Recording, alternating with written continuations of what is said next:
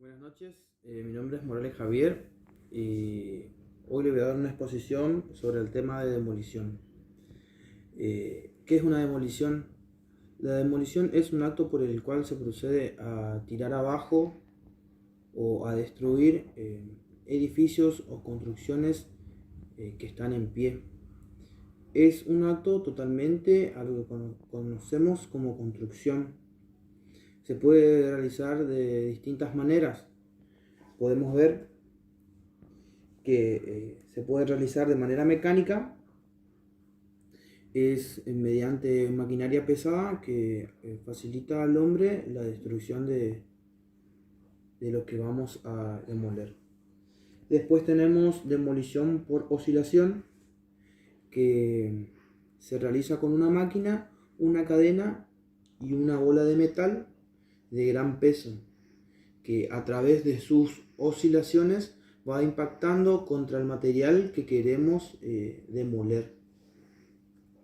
Después tenemos demolición manual, que es la realizada por cualquier tipo de obrero con ayuda de herramientas manuales, como puede ser mazos y cortafierros. Generalmente vienen mixtos, con la mecánica se combinan entre las dos. Y por último tenemos demolición por explosión. En este tipo de demolición se usan explosivos. Es una explosión controlada y que se debe realizar por un personal experto en la materia. Ahora vamos a ver las leyes. Podemos ver en el decreto 911 del año 96, que es el reglamento de higiene y seguridad para la construcción, que en el capítulo 8 nos habla de las medidas que debemos realizar antes de producir una demolición de cualquier tipo.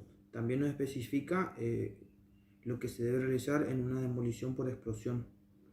Después tenemos la ley 19.587, que es la ley de higiene y seguridad en el trabajo, la ley 24.557, que es la ley de riesgos del trabajo, y para ser más específico en lo que es la demolición, tenemos el decreto 550 del año 2011, que es un decreto que nos brinda información de métodos más eficaces para poder realizar tanto la excavación, demolición y submuración.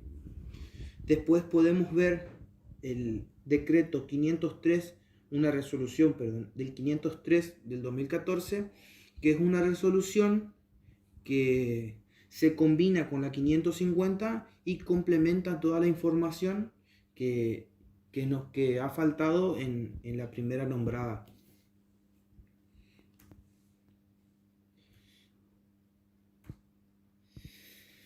Métodos y etapas de la demolición.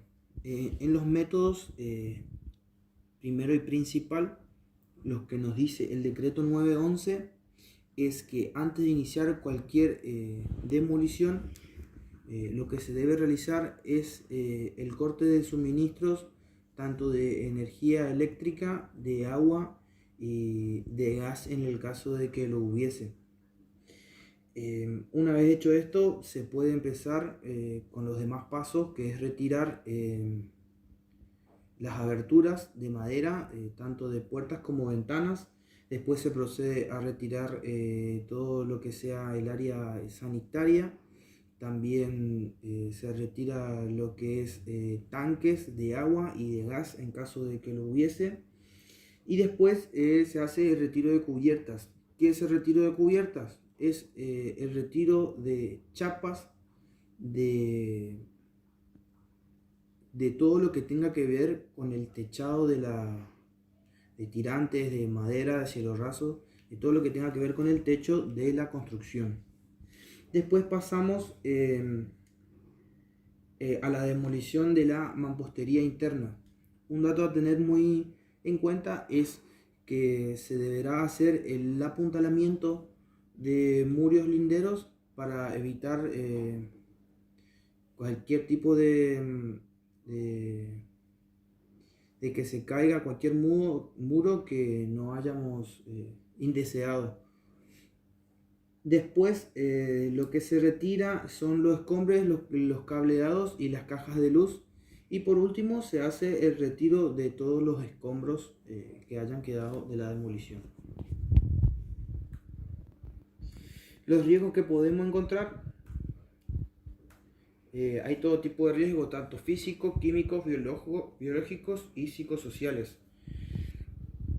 Los más normales son los riesgos físicos, que podemos encontrar golpes, cortes, caída al mismo nivel, caída a desnivel, golpes o cortes con elementos punzantes, choque con energía eléctrica, golpes con maquinaria en movimiento.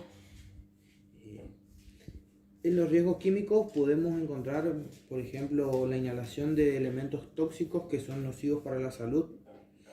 En los riesgos biológicos, generalmente en las demoliciones son construcciones muy antiguas que están muy concentradas de humedad. A la hora de demoler, la humedad concentra muchos insectos y al realizar la actividad podemos ser picados, como por ejemplo pueden ser arañas o cualquier tipo de insectos que nos pueden perjudicar. Y en los que encontramos riesgos psicosociales que pueden derivar en el estrés, son por ejemplo la mala comunicación entre jefes y obreros, también la carga extensiva de horas en el trabajo, o también el trabajo repetitivo que realice un obrero. Los primeros auxilios en el caso de que se produzca algún accidente. Primero que nada, lo que debemos hacer es conservar la calma uno mismo. Después transmitir esa calma a la persona accidentada. No se debe realizar ningún tipo de movimiento a la persona, tampoco se le debe dar de tomar cualquier bebida o de comer cualquier alimento. Después lo que se recomienda es no hacer ningún tipo de actividad con la persona lesionada. No se le debe dejar sola en ningún momento y se debe llamar a los primeros auxilios, a una ambulancia, para que pueda socorrer al enfermo.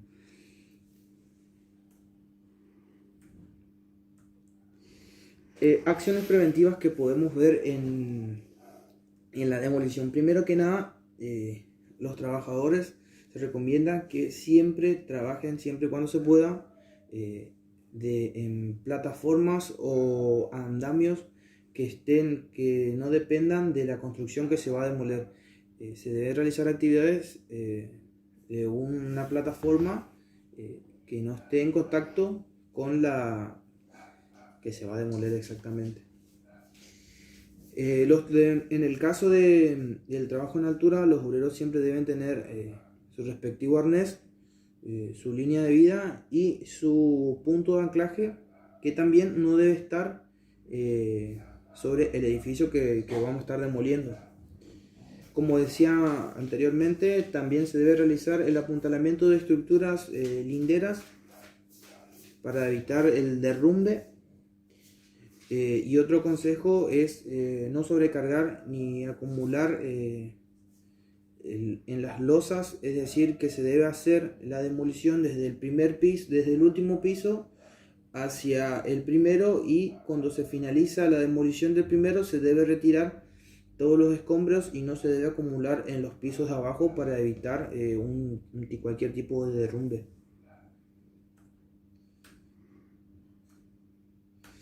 Elementos de protección personal y elementos de protección colectiva que debemos encontrar en los trabajadores en una demolición.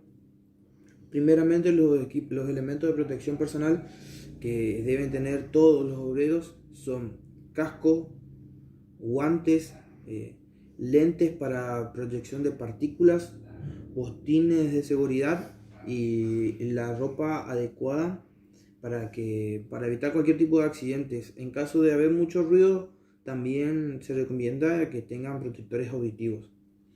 Y en los equipos de protección colectivas, generalmente que deben estar son mallas anticaídas, que es para evitar que se desplomen los escombros hacia abajo y puedan lastimar tanto a los trabajadores como a personas que circulen por el área de la construcción.